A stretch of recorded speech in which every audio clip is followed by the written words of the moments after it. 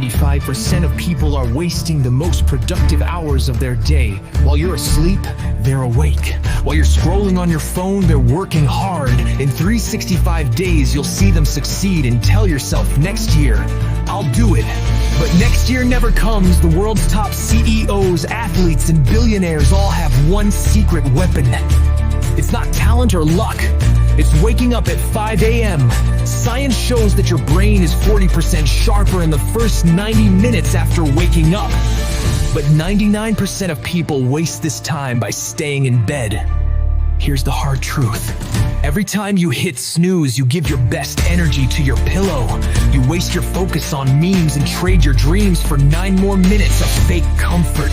Meanwhile, your competition is already working out, closing deals and winning. But today, you can change tomorrow. Set your alarm for 5 a.m. not to work more, but to claim your most productive hours. Drink water, move your body, and write down one goal. Do this for 21 days. Protect this time like your life depends on it, because it does.